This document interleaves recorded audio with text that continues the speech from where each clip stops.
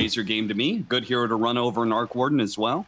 We'll see. We'll see. I actually love Core Wyvern. I got owned by it a couple times yesterday.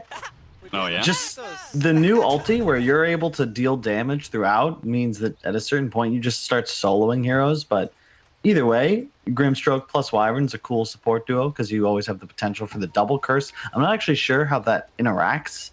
Yeah, that isn't good, by the way. That isn't I mean, good. It's good. That's a good point. It's good if you're Core Wyvern because Core Wyvern can put damage in to those heroes. So, but if you're support Wyvern, all it means is you're getting a double Splinter's Blast, and that's it. That's a very good point. I take back everything that I said. I've been doing a lot of research on this new Gambit roster. I'm a big fan. Lorenoff is like, I think, the prototype for what you want in a mid player nowadays. 18, almost like 8K in prize winnings, 11,000 plus MMR, and hungry. And a big fan as well of Iron, is a VP prodigy, used to be, was playing with the current VP roster till he was moved away for Kingslayer, but just a big fan of the squad. I like the draft too. Lots of team fight, and I'm a big believer in Arc Warden. You know, I like how you say tournament winnings, but what you mean by that is basically undiscovered, right? The fact that they aren't playing with a major tier 1 team, just you're trying to find that hidden gem, right? Yeah, you gotta exactly. This we're looking at this like, oh, it's just a casual summer event. There's $400,000 on the line. I won a couple world championships in Han. That was like a fourth of this prize pool, you know? Like, I guarantee you Lorenoff's going to be tryharding. So he took a nasty link mid. Good old back in my day Kyle showing up again. You know what's funny is that undiscovered gem, I think, is a good way to describe Lorenoff across, like from an international perspective. But I did actually have a conversation with FNG at the Animajor, and he told me that he thinks Lorenoff is like, he's the next thing. He's the next big thing coming out of Eastern Europe. He thinks this guy is really legit. I think so too. I've been watching a couple of his replays, partly because I'm trying to go professional as a mid player again, but also just to get some insight. Yes. It's a long road to 10K, but I have faith. Let's move on to the Lorenoff cap. I know you want to ask questions there, but I'm a big fan of the guy. I think this team has a lot of potential, and I think many of the fans may write them off. The two biggest names have departed, No One and Seneko. I like that, though. I think especially with TI coming up, this is the sort of squad that I would push as like a dark horse, because they're not going to be looked at as thoroughly as teams like Na'Vi.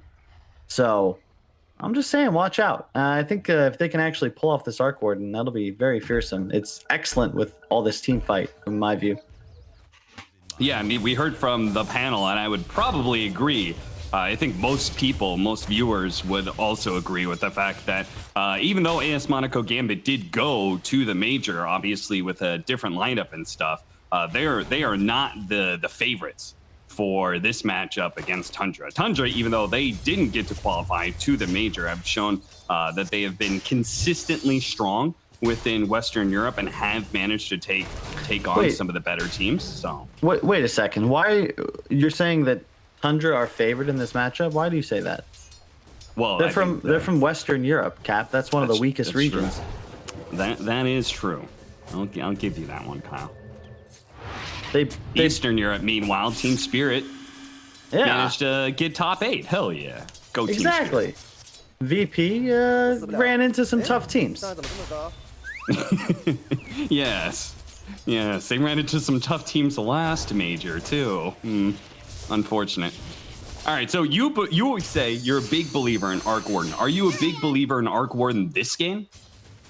That's the question. So I'm not really sure. The relationship with Wyvern is the one that interests me, because if you catch him out with a Flux, a clone spawn, the Wyvern just dies to Wraiths, and Cold Embrace doesn't function as well against Arc Warden as it does traditional hard carries, because you have such a wide array of magical damage you can output as well. Sure. But at the same time, is Razor DK going to be able to just get on top of the Arc Warden? We'll see. I think that they have enough team fight to protect him, and Dream theoretically should be able to be more of a split pusher, only joining when he's significantly ahead in the net worth. Yeah. But of course, we're looking at the big picture of this game because, to be honest, I'm not expecting an early kill out of these lanes. I mean, DK Grimstroke, but they're up against a range core, so unlikely that they're going to be killing Dream anytime soon. Our mid lane matchup is one of those that Razor isn't Razor favored against Puck. I know Puck has options to get away and break the static link, but you should still be winning in CS, right? I think it's definitely better than most heroes. Like Razor, I think is slightly favored, but to your point, like he's never killing Puck, and especially with all the rune control, I think that's where Puck thrives because it's pretty easy for you to control both bounties if you really want to, potentially even both runes. And I said that because I thought, I glanced at the CS board and I thought 9 was behind. But the truth is 9 just has a shit ton of denies. He's got 9, now 10 denies over Lorinoff. So this man is really focused on limiting the Puck's farm. I was just checking in with the chat to make sure my mic was fine. It's the same one, but I did make some alterations, notably putting my face about 6 inches from it instead of 2 feet. I didn't realize that would make such a difference. I swear to God, Kyle, this is your job. How do you not know these things? I have not Proximity been working to the remote. microphone might be important. I didn't realize. I thought, you know, if it was a quiet room, it wouldn't be that big of a difference. But I've learned my lesson. Okay, I got a talking to on Twitter. I had people DMing me. I had JJ make a thread. We're getting there. All right, I'm learning. Oh man, you got to get used to this. This is the age of remote broadcasting. You know. It's okay. I got the whole setup. You just wait, Cap. I'm gonna have colorful lights and a green screen, and I'm gonna start RGBs? Streaming. Oh yeah, Oh, a disco everybody ball loves RGBs. of RGBs. It's the newest thing. All right. Yes, thank you, JJ, for helping out Kyle. Watching the Enchanters kind of run around this creep. Lorinoff once again gonna make the runaway from 9. Again, just no Very kill chill. opportunities. But in general, Tundra is walking away, I think, with well, not even that big of a lead. It's an even game. It is like, a very even game, actually. It's like completely even. I think depends. Who do you view as the late game threat here? I think it's a toss up, but I'd probably lean Gambit just because of the superior team fight. Yeah, I think Gambit as well. I think Tundra, especially since I've watched Medusas lose so many late game scenarios, I feel like this hero is strongest when you hit that like really good like 30-35 minute timer. And again, against an Arc Warden, and as you say, the big team fight of AS Monaco Gambit, then I think that's what you're going to be shooting for. You're going to shoot for going high ground around 30-35. Oh, this could be first blood. Hein does indeed go down. 33 picks up that kill. I wasn't sure if it was going to be enough between a Dragonite's limited damage and an Inkswell, but... Did you see Dream went Mithril Hammer first item? Have you ever seen that before?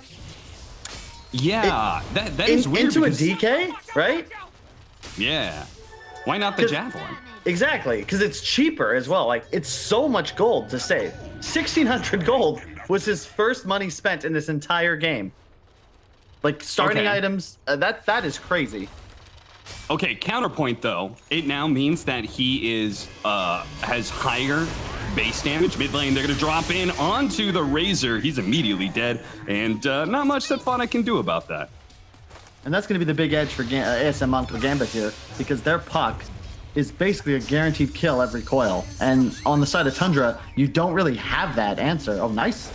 Still hunting. Lorinoff with this double damage should be able to find the kill onto Fada. One by one, the supports are TPing in, trying to save this mid tower from both the DD Puck as well as the Siege Wagon. And of course, it will stay alive, but the damage has kind of already been done. Yeah, you take those though. You got what you came for. Yeah. And you were saying just basically that he can last it better under tower, right? Yeah, he's up against a Dragonite who does that damage reduction. He has relatively high base damage as well. So he's saying this is gonna be chill ass game, boy, and I'm just gonna be hitting CS all the time. That's my only focus. Yeah, look at what he has queued up. It's just he's gonna finish the Maelstrom at 7.5, and he's just gonna go Midas right after. You talk about chill games. I mean, he has a good read, I think. Ein? Running him down. Ein does manage to enchant Dispel off the Inkswell, so 9 does not manage to run him down very far. Now the coil. This is going to be disaster for Tundra. AS Monaco Gambit should be able to sweep up both of these kills as Lorinov continues to just set the pace of this game. I didn't listen to the panel at the end of that series. Were they EU biased? I would say that they thought this was relatively even matchup draft-wise. Okay, we'll see. They did favor Tundra overall, so yeah, noobs. What are you gonna do? Jenkins, don't listen to them. Don't let them corrupt you and your perfect NA insight. But the thing is that this Lorinov. See, I'm disappointed in Robson. You know, like these other guys, they didn't cover Eastern Europe like we did. You know, but it's true. Robson, I'm telling you, Robson. Lorinov is the real deal, and I don't like. You actually can't deal with Puck as Tundra. You'll have answers once you have Blink on DK, and you can even see like 3-3 recognizes this, so he just went for an Urn, and now he's rushing it. Also see a lot of these offlaners picking up Urn. I don't know how much of a fan I am, especially on a hero like DK, but we'll see how it plays out. Trouble is, like, they have no catch, absolutely zero catch. Razor as a last pick with the Deuce core isn't bad, but you kind of have to be ahead. Also surprised 9 went for this 3-point Link build, but who's he linking? You know, you don't really play with Link in mid against Puck at this stage, and the lack of max plasma field is going to really hurt his ability to accelerate and farm stacks in jungle. Just a bit of a weird decision making. You don't think that Winner's Curse into Grimstroke Silence or potentially catching the Puck with Soulbind? Like, you don't think we already have a DK, and then the supports do have some options against Puck. Well, you don't think that's enough? No, I don't mean to kill Puck. I mean to like kill things in general. Like they don't have a natural move maker, and that's what's missing. They're gonna have 3-3 pop ult and start hitting tower in a couple minutes. He actually finished phase boots. I have not seen those on a DK.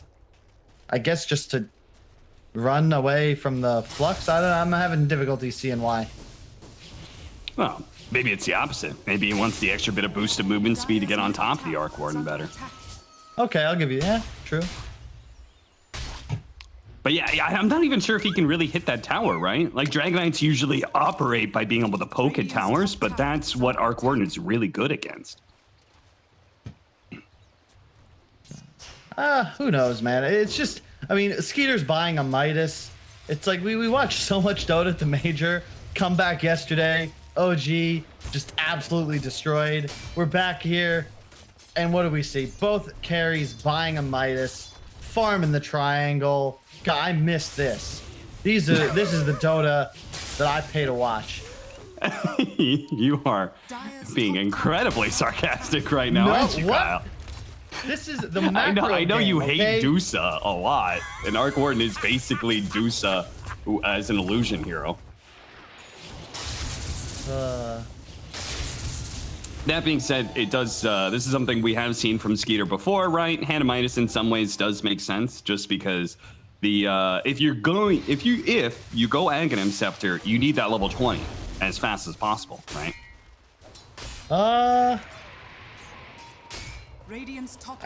Yeah, I suppose. I don't know, man. I don't want to comment. You're very non-committal today, aren't you? I can't. I'm trying to be a kind, unbiased analyst, and I have some very strong. Did you think we were too mean yesterday to OG? Is that why? Is you're trying to be a nicer person? Their fans were very mean to me, Cap, and thankfully their team won't be in the tournament for much longer. But you know, it made me reconsider some things. So I'll, for the record, state I'm very against Medusa's buying Midas, but we'll see how things play out. Smoke gank. They're gonna find 9. They're gonna be able to jump onto him. Supernova. No real answer. Oh, jeez. I didn't think the Ravage was actually going to come out there, but I guess they blow all the ultimates. They're going to try and steal this stack as quick as possible. Skeeter actually putting himself forward here. He's going to stone gaze forward with the Inkswell, stunning up the two of them. Silence as well. Can they actually be able to burst down these heroes? They can. Lorinov gets rended by the Phantom and now goes back out, this time on the Ein. 33. Going to chase after these heroes, but unfortunately the Untouchable makes things a little bit rough for him, so it's going to take a long time to get this kill. Meanwhile, Snakey does actually die to Afterlife. What? He just got slapped to death. Good lord. His anchor smashed him to death. I dig it though. Early phase boots just kept up with them. Nice movement there. I mean, that whole fight, the only reason they get anything on the side of Tundra is a great soul bind. Got to be a little more cautious on Lorinov. That's, as you said, pretty much the one thing that kills him. But taking this mid tower is huge for Ace Monaco Gambit. Their next move should be to here. And we'll see this. They just overcommit. Snaking's like, hey, what's up? That's a soul bind. And Skeeter, really nice job, just kind of standing his ground. Has faith in his teammates. And the Inkswell proc is enough to secure that kill. But yeah, I'm just with the 1 point passive ultimate's pretty much unkillable. Yeah, you don't usually see Medusas be that fearless when they're out of mana, but Skeeter accepts the helping hand of Snaking and does help them manage to get at least that kill onto the puck, which is a big one. Still, though, big problem, Arc Warden wasn't part of that fight. Dream has since finished up his Hand of Midas, has been farming up like a machine. We'll soon have Boots of Travel. And I don't even think, like, I was surprised by the Ravage drop, but to be honest, can Tundra take advantage of this timing where there's a bunch of cooldowns? Like, I don't think so, because their lineup just can't really hit towers very well against an Arc Ward. Exactly, and you can see the way they've itemized is, okay, on top lane, .9. They're gonna try. 9, sticking around, trying to deal with the Flux as best as possible. The Sunrays burn him out, though, and they very easily do manage to get that kill. A single target hero against an Arc Warden, and it goes to show the downfall of this Static Link in this situation. The other Arc Warden clone just killed him. Yep. I'd really like to see someone on Gambit pick up a Veil of Discord. Very effective in a game like this. They have just such an absolute mass amount of spell damage. Really benefits their puck specifically. And yeah, so with Tundra itemizing for the late game, but the Midases, the bots first on 9. But the thing is, they need BKBs too. If you don't get a BKB, you actually can't fight. Afterlife, I love this. He just went Hood, so he's not a target for his enemies. And now he's going to buy a Blink Dagger. And their strat is going to be wait for cooldowns as they have them up now. Egg Ravage ready, Coil as well. And they're just going to run and kill whoever the hell they want. Let's see them go into the triangle again. This time around, they're going to be running into 33's Dragonite, who's going to be a bit harder hero to kill, but they still have plenty of damage thanks to the fact that Phoenix, who does feel like it's fully back in the meta once again due to the success of LGD picking this hero. It's always good to be able to see that percentage-based damage burn against these tankier heroes. Yeah, and now they're going to just rinse, repeat. All right, everybody to the jungle. They still have Ravage, but I don't think that they feel too pressured. And this kind of goes back to that Deuce of Midas, Cap, because Arc Warden is pretty much your counter. Can play just as greedy, but with less risk. And scales better, pushes lanes better, is geared to beat you. So you're playing the slow passive game against the hero that was basically only works in a slow passive game. Yeah. Well, we're going to see them pick up the Blink Dagger on 33, so maybe that's when they can finally start getting a little bit more active and try and take advantage of whenever these cooldowns are used. Other than that, I mean, they've got a bot's Razor, so it's not like he's got a real good combat item right now. It's going to work towards a BKB, but that's going to be a while. I don't think they can really wait for that to make moves. Nice deny there on the ward. And yeah, Tundra, they're pretty comfortable on their side of the map. As Iron is going to press bottom, there's a little danger here. There's already a Midas up on Skeeter, or sorry, a Manta. So he's definitely keeping up. I'm waiting to see. I mean, they have the blink on 3-3. So now Tundra, 17 minutes in, they can finally look to get aggressive, but I don't know if they want to be here. Afterlife, he's on the way. Spot, trying chain stun up this Phoenix. Can they get off the silence to make sure? Actually, just the chain stuns is good enough. They don't need the Phantom to go out. Still, though, Skeeter has taken a lot of damage. Gets off the Stone Gaze just before the Ravage. That means the two ranged heroes can't really go on a Skeeter any longer. And, oh, geez, Afterlife is in deep now. 33 going to make use of the Inkswell here. TPing in Dream. Oh no, this was an ambitious TP. And by ambitious, I mean dumb as hell. That was not the place to be right there. Soul-binded to his own clone. Now it leaves his 2 cores hanging out to dry here. Afterlife is going to try and chase down 33 as best he can, but 9 has free reign of this team fight. They managed to run down Lornoff. Now they're going to go. They have a stun, no Dragon Tails, so Afterlife will manage to TP out. But whoa, that felt like Dream just threw away a bit of this game. They were doing really well. Radiant's middle tower What? is under attack. What was that? Where did he he TP's right into their tier 1. Like, yeah, and then they're just like, oh, hey, that's the Arc Warden. We know for sure because he just spawned his clone in front of us. Like, if you're going to make this move, like, they're so strong. All they had to do was fight his 5, Cap. You know, Yeah. Afterlife, he didn't go the Blink into the Solar Crest. He's got to be there. Like, the whole team just has to be there. Immersion gets caught diving forwards. If they just use Ravage Egg, it's an unlosable team fight, and now they've given away their lead. Still in an okay spot, but now the synergies of their cooldowns are off, which really sucks because Immersion, he wants to egg, but you're not going to fight until Coil and Ravage are both up, so he'll just be hanging out. 4,000 net worth lead for AS Monaco Gambit went down to 2K after that team fight, but again, it's peaking back up. The power of this double hand of Midas for Dream and the fact that the other cores on AS Monaco Gambit do feel pretty comfortable farming some of these bits and pieces of the map without being threatened by Tundra too much. Yeah, minor criticism, if you're watching, you might be on the other stream, but Ice Frog, why? Thank you, JJ. You're literally reading my mind. Why does Medusa have a 15% evasion talent at level 10? Why is Terrorblades 16% at level 10? Like, yeah, what? Talisman of that is literally 1,300 gold of an item. Talisman of Evasion, 15% for free at level 10. Thank you, Scriff. Well, he's almost got the Aghanim Scepter, so he is going to be able to get really close to level 20 by the time he has that. So the Hand of Midas, in some ways, should pay off soon. And at that point in time, I feel like that's just kind of go time for Tundra, right? Then they will have hit a big team fight peak where the Medusa is going to stop scaling as well, but will be really powerful for the next 5 minutes. Dire's middle tower is under attack. Radiant's bottom tower. Gambit. No? You can think see so? there. Oh, sorry, I was reading Taunts against Cap, but thankfully we got a fight coming up. No, we don't. No, I don't think we do.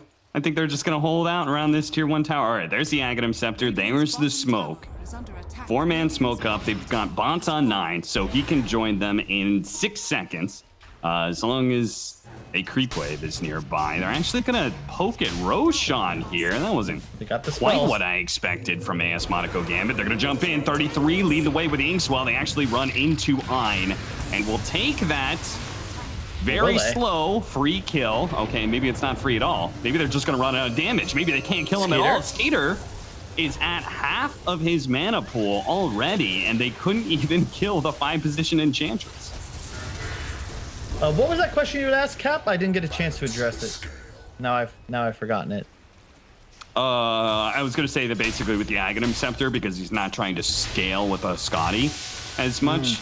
I feel like from this point to level 20, they're just going to have to team fight a lot, right?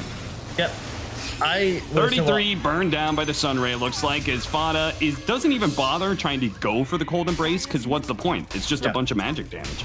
I think it's just that you recognize we're going to have to team fight, because AS Monaco Gambit are just going to run at us.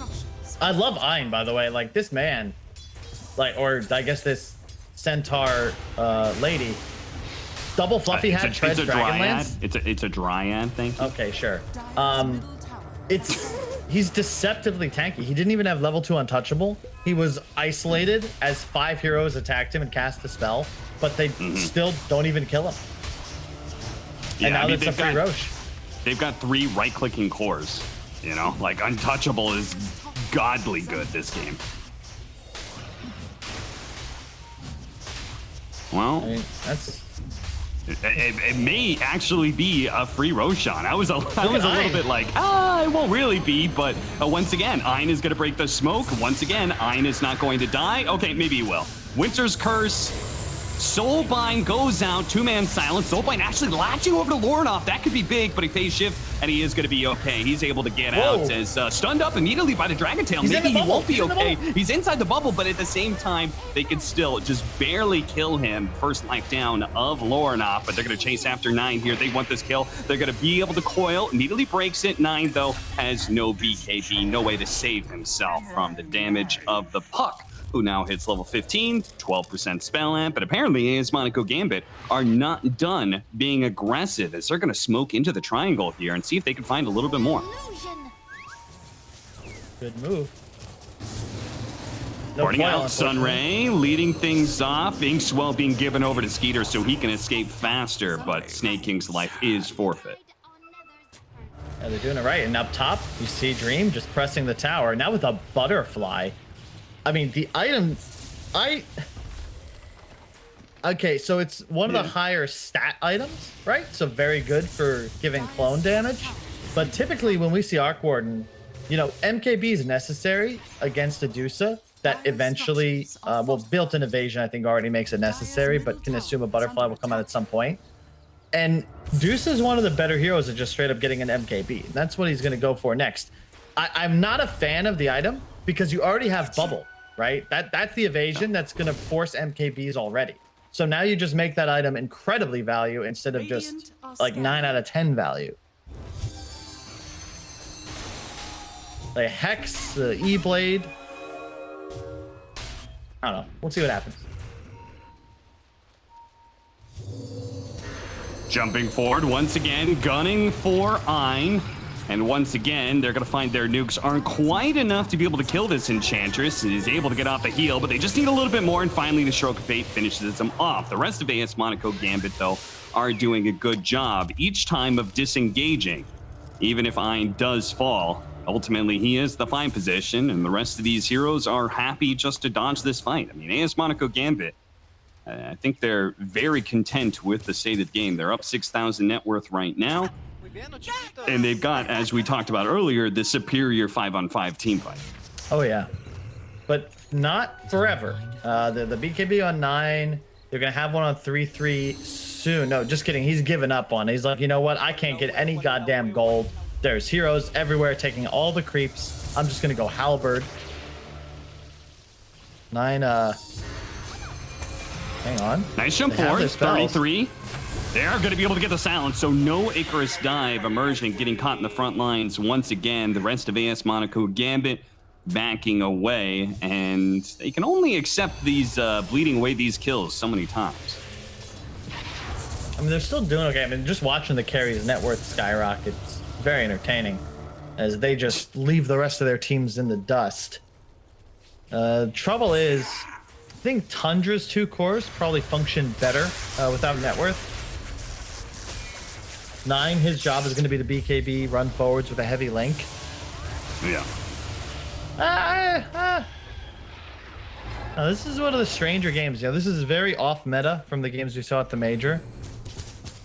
You typically, I guess, Arc Warden is sort of in that PL Terrorblade Naga conversation, but it typically wins games in a different fashion.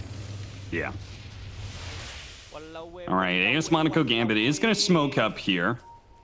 Arc Warden does have the Wraith off cooldown here. Ein just barreling forward, looking to be able to slow somebody down, but I don't think they can go for the Medusa first, especially Medusa that now has level 20, and the Arc Warden can't be here. Reminder, there's no creeps nearby for him to be able to TP into, so Ein, bit by bit, is going to get poked to death here, and the rest of his team once again failing to find an opening. Like, that's the plan. I will check the high ground, team. Follow me. If the fight looks good, we're gonna kill them. If not, leave me behind, and I shall respawn to lead us forwards yet again. It's very dramatic of him. I'm listening into the comms, and it's actually exactly in that intonation.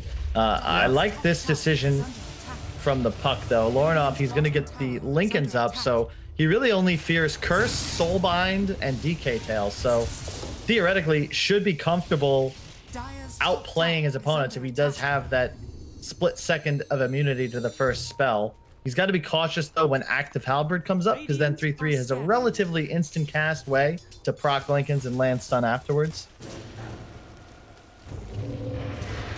Once again, finding Immersion, who just cannot seem to help himself in playing the front lines here. Meanwhile, Fada, he can play the front lines because he's got an Eon disc. He will be coiled up here, snaps a coil, see if they can burst him down before he gets off anything. Phase shift to make sure he doesn't actually get off the Winter's Curse, but it does cost Afterlife his rundown as the BKB from 9.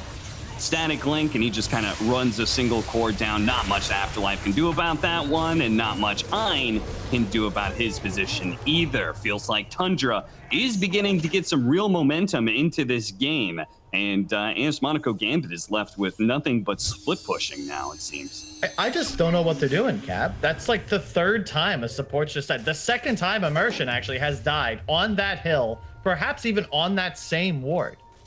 Like, yeah, no, the it team was fight the is same insane. They just keep dying. Like, let Dream push the lanes. I don't know if you watched any replays of PSG LGD, Cap. I was talking with Fogged about it. The biggest thing that he took away from the way they dominated EG is if you watch it from EG's vision, they don't see anything ever. They are always off map. And meanwhile, you just have these supports showing in lane and running up high grounds with no teammates behind them.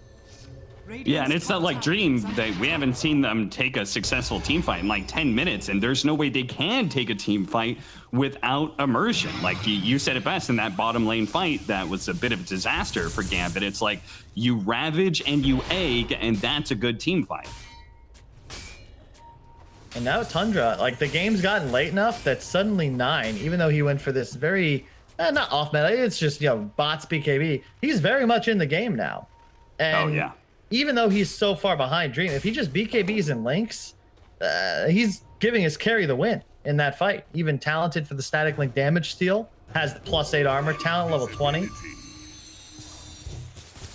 Definitely feeling this game themselves. definitely feels like Tundra, absolutely, despite like the big team fight potential presence, Tundra, just based off of execution, can clearly win these fights. They're going to be able to get on top of Dream once again, not chasing up into the high ground, though. A bit of discipline there from Tundra as they pop these Stone Gaze as well, but AS Monaco Gambit, they see their opportunity. With cooldowns out, they're going to go for 9 first, keeping him inside the coil. Cold Embrace is going to be able to keep him alive a little bit longer, but there goes the Ravage, catching Fada as well. Trying to, oh, the Winter's Curse gets Immersion inside of that next to Dream.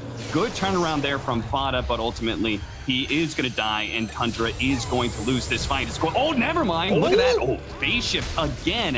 And he's able to get out of that. Soulbind just isn't a threat whatsoever to Lorinov as his Lincoln's able to protect him a little bit more against the Dragon Tail. Afterlife staying on top of Skeeter, lowering the damage, and Dream is just putting them to work. I'm not even sure 33 can do anything to stop this. Skeeter will eventually die. 33 barrels on in, hoping to be able to catch somebody and TP out, but it's not good enough. 9 with the buyback here. He's going to be slowed down. He's going to be caught. Gush going up. Lorinov actually doesn't have coil for another 25 seconds, so maybe they won't be able to kill him. They don't have any stuns to keep him in place, but still a big one team fight for AS Monaco Gambit. Just as we were saying, they haven't won one in a while, and they finally do it.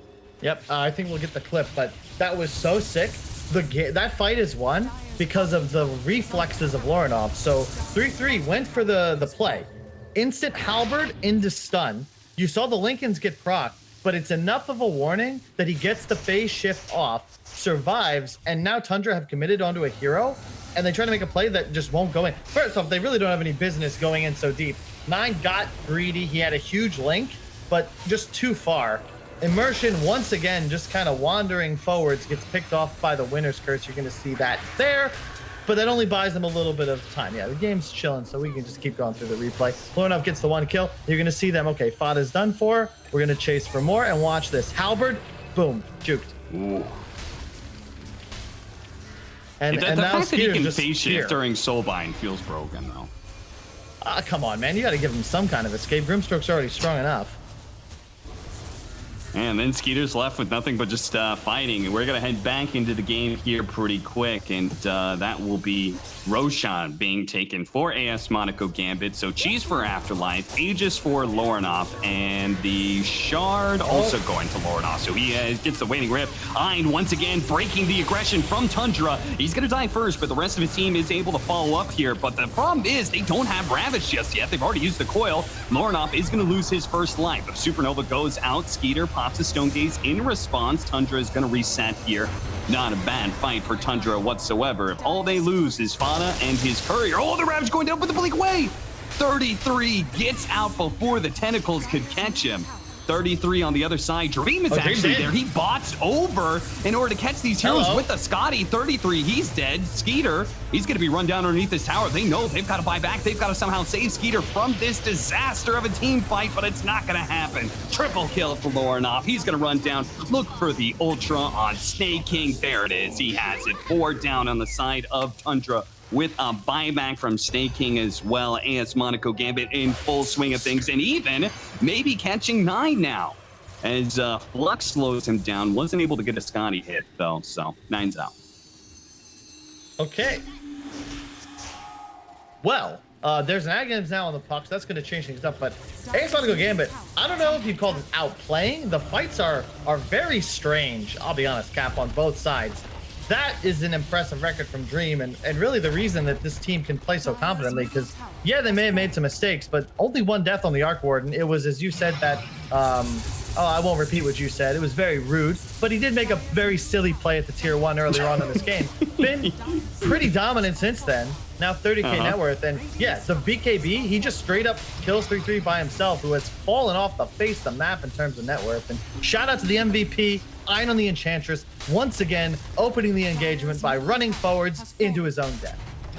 Yeah, seriously. AS Monaco Gambit, it feels like strategy-wise has just countered Tundra. It feels like their draft is easier to execute when it comes to these team fights, and then the, as you say, individual tactics of Ein always making it so Tundra does not get the initiation they're looking for. They never get on top of Dream first, you know? And that is, well, shit, I was going to say it anyway, but that is the dream, right? Is that he's just able to play the back line constantly. I'm sorry, okay? Yeah, I couldn't think of another he's a word. real nightmare for Team Tundra. You got that right, Cap. It's the ideal circumstance, right? Is that he is not the one that's being dragon-tailed or static linked. I totally agree. And he's just got so much gold now. 7,000 net worth. I do hope he spends his money. Has the Titan Sliver to boot, and a DD now to be bottled by the puck. How many Tempest double kills what he have does they best. killed, though? Hey, Ein, our boy, look at him. I was reading an interview with him. There's only one piece of media from, and basically he's a huge Tokyo Ghoul fan, watches a ton of anime, and I think he's trying to employ that kind of strategy, you know, laying down his life for his brethren until he's respawned to the next series. Have you seen Tokyo Ghoul? No. I know. I watched Matumba Man's retelling of it, and he may have left out that some wasn't details. even the right anime. That was Attack on Titan. Oh. I appreciate the effort, though. That was good. You actually went through an interview with one of the players. That's a nice. Did you take that from me? Be honest. No, I found it myself. What is my trivia prediction? Oh yeah, Tempest double kills. How many of them been killed by Tundra? I feel like not very many. I'm gonna go with 4. I'm gonna go with 1. Definitely more than 1. Oh! Who's what? Come on. I've been counting. Well done, Kyle. Because I foresaw that trivia question, much like I foresaw an AS Monaco Gambit win, and they're on pace for it. There will be a BKB on Skeeter now, which should make things a little spookier, but the Puck Aghanims is already prepared. Vlad's on the Razor. This is to further input more damage into the Deuce's hands, because ultimately that is the strat for Tundra here. And 3-3, unfortunately. The decision to go Halberd, I think he regrets. It's nice as the Lincoln's break, but the lack of BKB has made his last few team fights pretty unplayable. Look for him to make the move. Okay. Look for him to run up that high ground. He's gonna do it, Cap. Oh, they know where Ein is, so they know they can smoke around him. Oh, Ein has been countered. They're gonna loop all the way around here, get up on top of the high ground, and if they run into immersion, that would be ideal. They're gonna spot him, immediately going out. Fada setting up here. They manage to get the Soulbind with the Dragon Tail stun. A beautiful engagement to start things off for Tundra, but a buyback from immersion. They still want to take this team fight. Afterlife playing around this area, holding on to his Ravage, and now he's ready to re-engage if necessary. He blinks forward, but Tundra have already backed away. Dream doing another aggressive TP in, but this time around, it's a great situation for him as he's got the BKB. The Winner's Curse going out, but the other one already using its BKB as well. Medusa staying on top of him with the Inkswell, but now comes the Ravage, catching the Medusa, catching 33 as well. Now they've got the Supernova on top. It's too many targets. Tundra, they can't deal with all of this one, and they're just gonna get burned down underneath the fire and the flames of the Phoenix as Dream hits the ultra kill. That was a great bots in by him, making up for the 20-minute play. And AS Monaco Gambit taking this game pretty handedly, I would say, Kyle. Oh yeah, that was sick. I love that whole TP into the face of the action works much better with the BKB.